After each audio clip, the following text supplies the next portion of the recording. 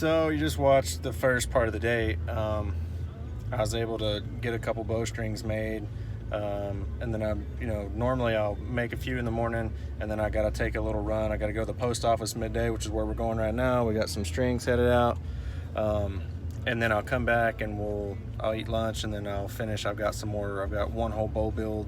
We're going to talk about some stuff there. I'm going to make you. There's going to be some tech stuff there about people when they powder coat their bows or get the risers dipped or whatever, and the change in the thickness of the coating and how it affects your bow and the cams and spacing and things of that nature.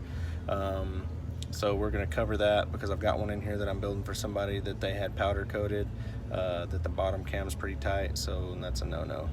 But anyway, we're going to cover some of that stuff. I'm going to run to the post office, drop this off, and get back. Then we're going to do another string build. Then we're going to put that bow together, and I'm going to cover some stuff on there with you guys. And then this is it. You just got to kind of get to see a day in the life in the shop for me. And I figured this would be a good introduction. You kind of see what we do every day, or what I do every day. Anyways, Jess works in an ER and stuff like that, urgent care during the day most of the time, and then luckily today she's here, so I get to spend more time out in the shop. But anyway, running to the post office, dropping this stuff off, come back, and then we're gonna get on a bow build and make another set of strings, and cover some stuff like that. And then we're gonna start touching on, I gotta get something put together because I've got some elk hunts and a mule deer hunt coming up here pretty quick, a few weeks away. So I've got to get all that stuff dialed in.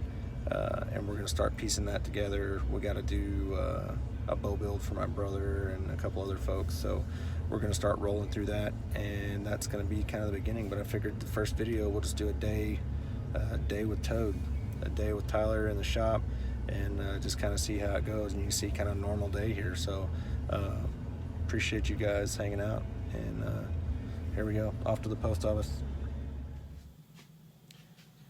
Well, I'm back from lunch and the post office, and this is the bow that we're about to build some strings for, and it's all kind of ninja'd out. It's pretty badass. No logos on the limbs. It's a little Matthews Z2, and it's a shiny black powder coat. It looks really sharp. In the top, the idler wheel spins freely. There's no play in it. Bearings are good. That's what it's supposed to be. So the bottom cam, kind of tight. Okay, so I'm going to take this apart and I'm going to, with super duper fine sandpaper, clean this up a little bit. So when I say super fine, I mean like I'm going to start with like 800 and work my way up to like 2000. Polish it up, make it right, so that way the finish is still good, but we get the tolerance we need to make this thing work the way it's supposed to. We also got to get a little cap for the axle here. It's missing that, but we're going to get it all put together, and this little thing ought to be pretty legit. It's going to be flow yellow and black on the strings, solid flow yellow string, black serving. I may try and get him to go with solid flow yellow all the way around. I'm going to text him here in just a second before I lay it up and see, because I just think it would pop, man, because there's so much black. I don't know, it might be kind of cool with all flow yellow, but this is the one we're going to work on. I'm going to take this apart, get this fixed up before I actually put it all together, and get it cleaned up. I may show you some of that and see if we can get it moving a little freer, because right now it's no bueno. So I'm going to get started on that. I'm probably going to time lapse this again because this stuff takes a little while, but whenever I go to put the string cables on and we go through the build, then I'll slow everything down and we'll go back to normal speed, and you can see that, and I'll kind of walk you through it, and then maybe we'll work on some of my stuff this evening, because I got to kind of get the ball rolling on my bow build to get ready for the season. So anyway, here we go. We're gonna get going.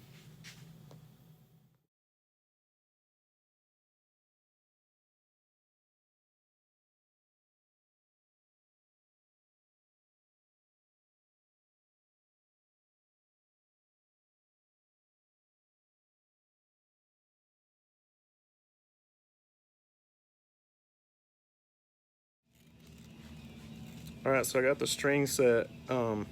finished up on this Mathews bow, and I went ahead and took apart the took the limb out of the cam, took took the riser. I'm all kinds of jacked up. I took the cam out of the limb and took the limb off the bow. And I don't know if you can see here, but inside here, see where it's kind of scuffed up from where it was put back together, and that's because, like on these bows here, these little slim limb Mathews, there's no spacers in between the cam and the limb on this bow, so, or in the limb pocket. So this is a pretty tight tolerance, and I'm gonna have to remove some of this coating in here so that way the cam sits in there and it'll spin right. Because right now it's in there pretty tight, and I'm just gonna take a little bit, I'm talking a little bit off of this thing, and it'll make a huge difference. So once I get this done, we'll put it back together, we'll put the string set on there, and I'll show you guys that. But literally, this is 1000 grit wet dry sandpaper, and I'm just basically knocking the rough part of this finish off.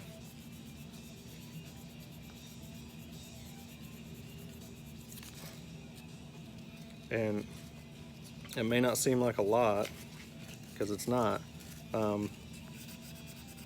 this is going to make all the difference in the world on how that cam spins, and that's going to make a difference on how this bow tunes and how everything's going to work. Because when you have a cam hanging up, I mean, if there's people that, if you're a target archer, you're going to be familiar with this. You know, you got guys that'll be on the range and they'll be shooting, and all of a sudden they start chasing their tape, or they're starting to get some weird, and it's not every arrow sometimes, but it'll be like, you know, every few arrows they'll get one that kicks weird or does some crazy stuff. Now, it's not always a cam bearing, but a lot of times it'll be a cam bearing. And what ends up happening is, you know, a cam that's too tight will kind of do the same thing. A nock that's too tight, like your nock fit is too tight, it'll do similar stuff. So there's a handful of things that you'll run into that'll kind of give you this same result. So, you know, I want this to spin freely, but I don't want it to be loose. You know what I mean? Like, I don't want it to jiggle around inside the limb pocket. It still needs to be snug so it's not wobbling back and forth. But I want to get it to where it's just moving a little freer, because then we're going to run into less issues. It's going to tune easier.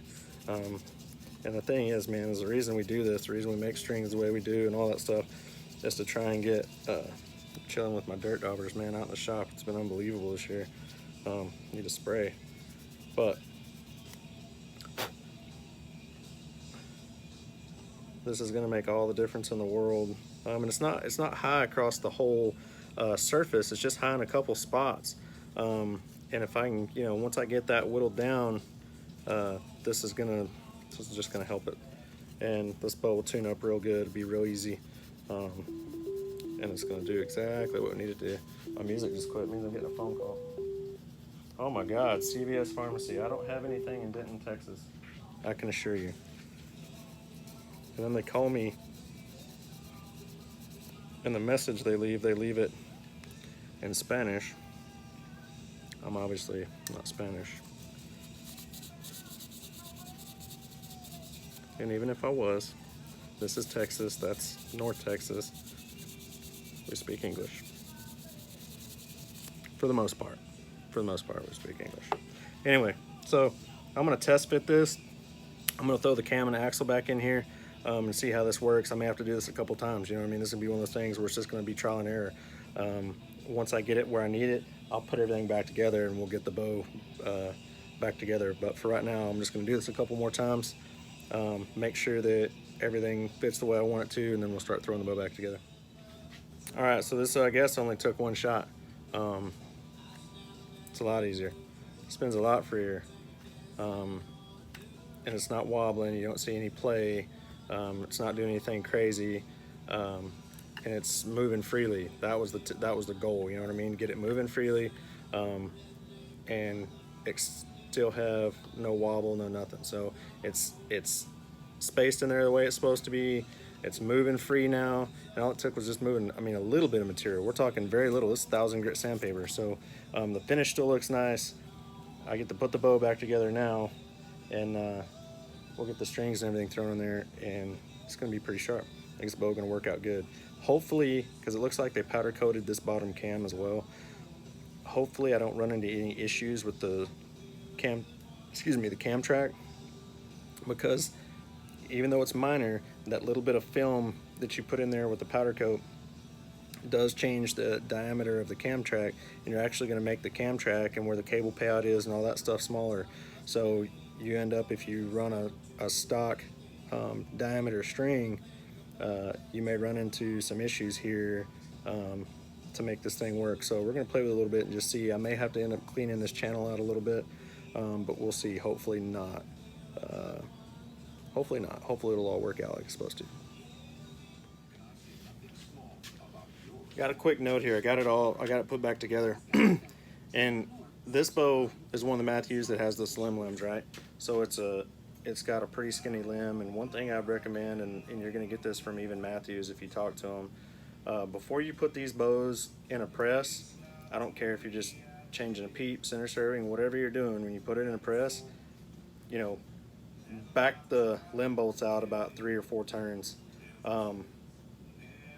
It's just safe practice, man, because it's an easy way to mess up some expensive limbs. And these bows were kind of known, if you keep it bottomed out, you put it in a press and press it a little too much, you're gonna mess the limbs up.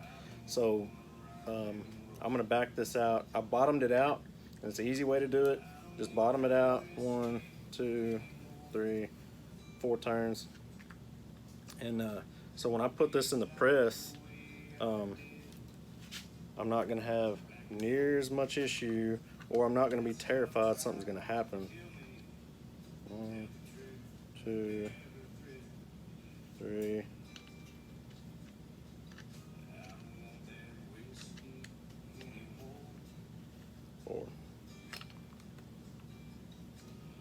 Alright, so I'm going to throw this thing in the press and we'll get to putting it together.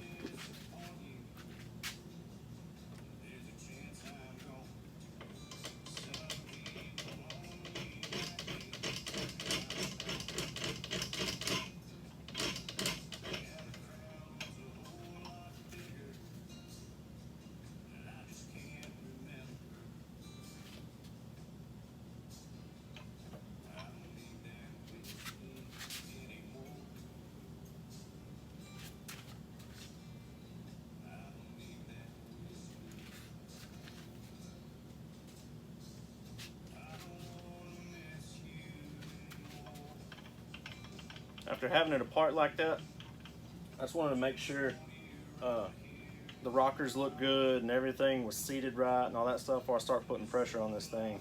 You get yourself in trouble real quick. And yes, this is like the El Cheapo, like easy green press from Last Chance. I use it for almost everything. I've got a Sherlock X-Press Pro over there that I still use for quite a bit of stuff. A lot of times I'll use it on my personal bows because I'll set it up. You know, it works really well if you're working on one bow all the time. It's the same bow because it takes a little bit to get it set up. But for all intents and purposes, this easy green press does everything I want it to do. They do have the power versions. You can get the full decked out big super duper one. But man, I'll be honest with you.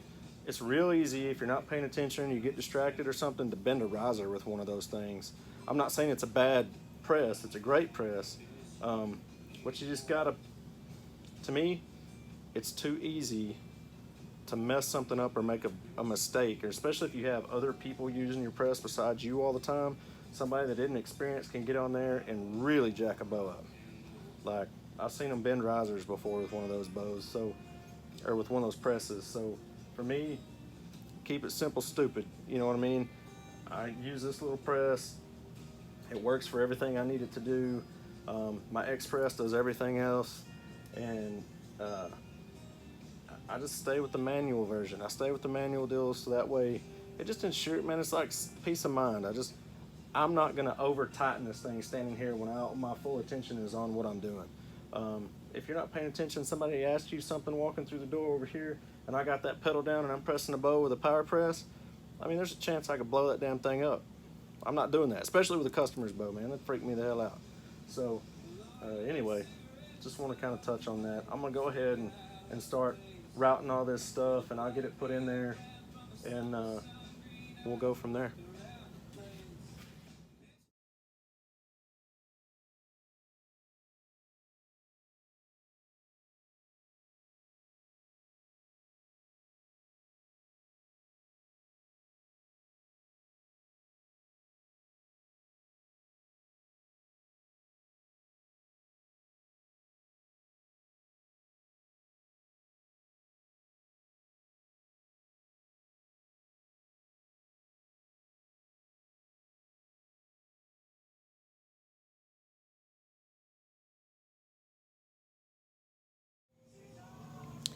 Well, we got it all put together.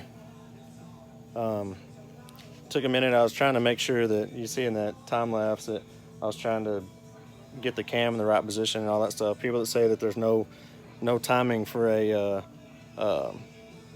solo cam or single cam bow, you crazy. I'll show you something here. Let's see if you can see on here. Like you see right there, that little circle.